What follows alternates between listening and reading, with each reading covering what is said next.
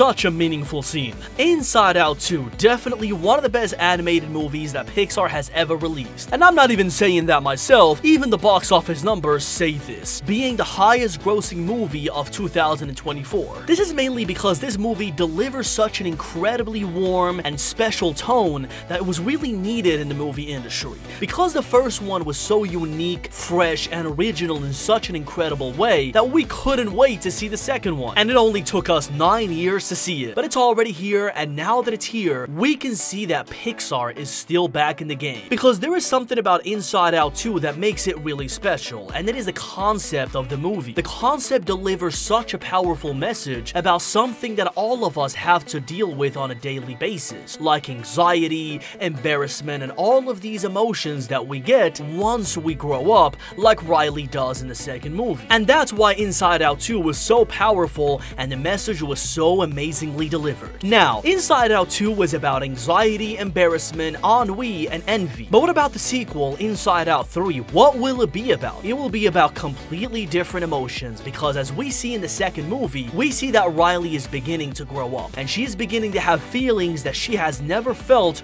or seen before. And one of these emotions that comes in all of us when we grow up that we really don't see in Riley in Inside Out 2 is love. And this is because the directors and the studio is definitely reserving this emotion for Inside Out 3, because such an incredibly vast topic that can be explored in all of the senses is not going to be in any way allowed to be shaded by other emotions like we see in the second movie, anxiety, ennui, and all the other ones. It is a topic and an emotion that has to have its own movie because it's vast and it offers an incredible, amazing amount of plots that could be studied by the directors and offered to the public for a third movie. And this is exactly what we're going to be talking about and exploring in today's video, guys. I'm going to be showing you all the story that's going to happen in Inside Out 3 relating to love, the new emotion that is going to come into Riley's life to wreak havoc in a way that not even anxiety did, and it's going to change everything. So let's see the story of love in Inside Out 3. As we know, in Inside Out 2, all the emotions are sound asleep when they hear an alarm called puberty go off. This is how the new emotions are introduced to us in a very alarming way, represented by the same alarm that we see in the movie. Then, after the workers leave, the emotions are in a state of confusion, not knowing what just happened. And the day after that, the new emotion of anxiety presents herself as the new emotion coming to change Riley's life. But she's not coming alone, she's coming with other new emotions. Well, Inside Out 3 will have the same parallel, and it will have the same introduction, just with a few changes. In Inside Out 3, all the emotions, including anxiety, ennui, embarrassment, and envy, are not going to be asleep like we see in Inside Out 2, because this time, the new emotion that's coming in is going to come and present herself when Riley is awake. These emotions are going to be awake doing their daily chores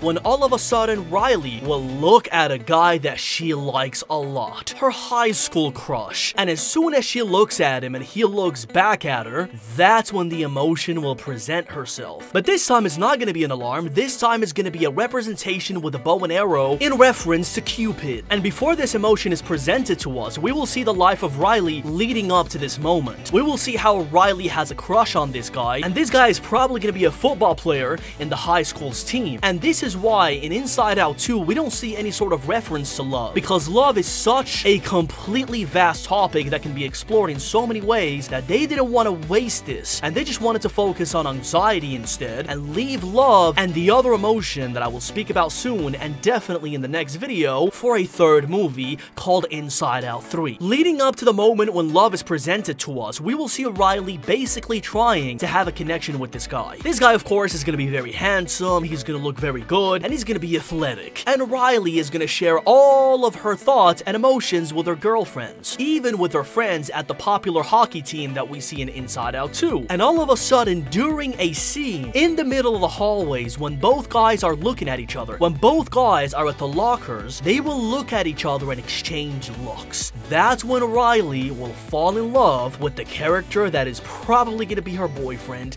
in Inside Out 3. This is when the emotion of love is going to be presented to us, with a bow and arrow going straight to one of the emotions that is probably going to be joy. After this, we will see Love very confused as we see her in the second movie about another completely different emotion that she has never seen before. But this emotion is going to be quite peculiar from all the other emotions emotions, even anxiety. Why? Because this emotion, unlike anxiety or joy, has a double personality. Anxiety is a bad character with bad intentions. Joy is a good character with good intentions. Love, on the other hand, is a good character and a good emotion at some points, but in other points, she will be the cause of Riley's downfall into ennui. And this is why ennui is going to be the first emotion to be completely scared of love. Because as we see in the second movie, ennui is not scared of anything. It's completely unbothered by everything. But with love, it's going to be completely different because ennui knows that this emotion is going to bring up ennui a lot. And it's going to make her work a lot in Riley's mind. Like I said, this emotion at first is going to present herself as a good, kind, and looking out for Riley. Because Riley, as any other teenager, has the right to be loved and express love to other people. And now that she's growing up, she is going to have to feel these emotions, especially with attractive guys that play in the football team of her high school. But anxiety, like Joy didn't fall for the trap in the second movie, anxiety won't fall for this trap because anxiety is smart. So anxiety tries to do exactly what she did in the second movie, bottling up the other emotions. She tries to bottle up love, but she cannot. Because one thing that we are shown in Inside Out 3 is that love is the most powerful emotion there is. This is of course the reference in psychology that love is definitely the most important and most powerful emotion that we can feel as humans. So when anxiety tries to bottle up love, it can't. And instead, anxiety receives a complete humbling position because love is shown to be the dominant emotion out of them all. But love tries to be civil and tries to make peace with these emotions and convinces the other emotions that she will not be like anxiety and she won't try to take control of Riley's mind. But she of course is lying. Then we are shown Riley's complicated relationship with this guy, as at times this guy seems to not care about her whatsoever. Mind you, during the first scenes that we're gonna see in Inside Out 3, they're not gonna be together. Riley is gonna try to get into a relationship with this guy,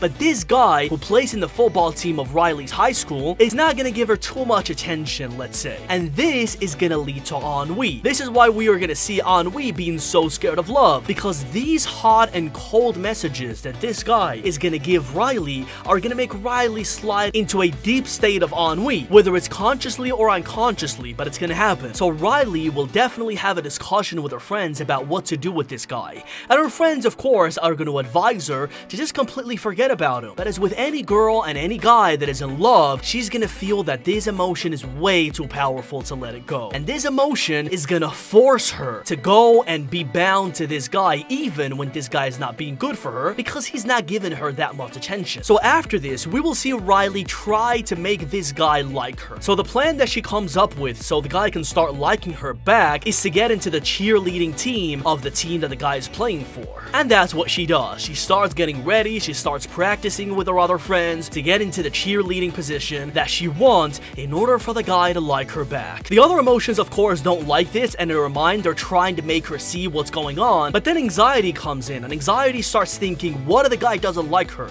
He has to like her, he has to do this, and anxiety ends up giving love the absolute responsibility for this. And because of this, Riley ends up making this decision, and she starts doing everything to be the best cheerleader, and she gets the place. But the most important part of Riley's plan is to shine during a very important match where the guy is playing so she can be seen by him. And that's what she does. She starts doing everything good so she can be the leader of the cheerleading party of the whole team, and she gets the job. She speaks to the board, she speaks to the team, everything to make it happen, and finally she makes it happen and becomes the leader of the cheerleaders. And the match finally happens, and we see Riley being the cheerleader for the guy, and she starts looking at the guy, and the connection is felt, and love inside Riley's mind is beginning to gain more momentum and momentum to basically end up doing what anxiety did in the second movie. Take control of Riley's mind. But she's not gonna do it alone. She's gonna do it with another emotion that's gonna come up soon. So when the guy starts seeing that Riley's doing an incredible job, the guy in the team decides to do something that he knows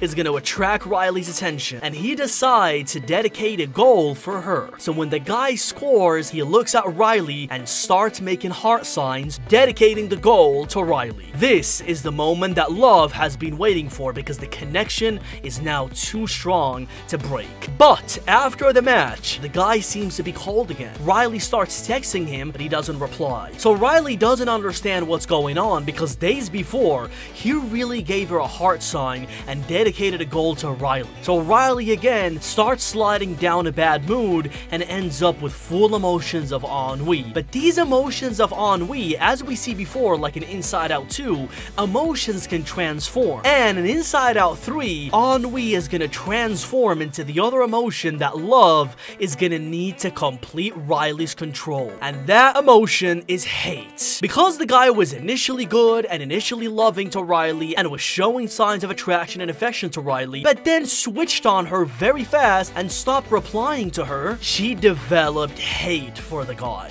And in the end, this will be how the new villain emotion of Inside Out 3 will develop.